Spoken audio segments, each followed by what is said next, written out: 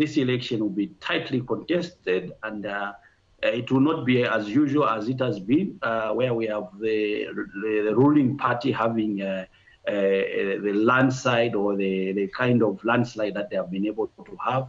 We are of the view that this time around, the way things have been moving, the number of fundamental issues that have happened on the ground, and surely they shall also have some votes that will be, the opposition will be able to get some votes and some seats. As you can see, from the time of independence up to now, it has been a trend where they have been slowly losing seats, a number of seats, and as we go further in years to come, or is it now, we're not sure, it will also be an issue to do with the president, because they've had one ruling party from the time of independence. But as you can see, that there are a number of concerns among the people, the population, dissatisfaction on a number of issues. Socio-economic issues are very pertinent in South Africa, and those are things that are, even if you want to hold on, you are able to see, people would be able to say maybe we try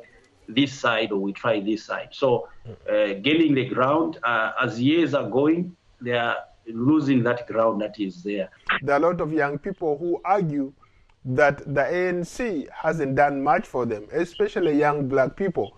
When you drive around South Africa, when you crisscross that country, you see a lot of young people hurting.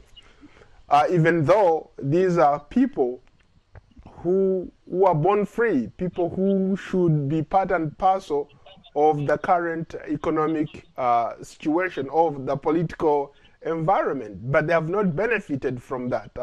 How would you respond to that? There has been a lot of desperation among the South African youth, and that has been noted by a number of activities that have happened over the years. Activities that have also caused some regional instability. Sometimes you have seen them having all these issues where there is a level of insecurity among their brothers that are coming from Zambia and other African countries, which they end up being attacked because they are of the view that the opportunities that are there, they are very minimal and they need to go to them. So there is need to actually have a progressive kind of development program that is going to actually empower the South African youth. I think on the issue of truth and reconciliation, they've done well in terms of ensuring that they've dealt with their past and so forth. But on the issue to do with the economic emancipation of the people, there has to be something like that, where they have an endeavor, they have an inquiry of how really do they want to go on the path of empowerment.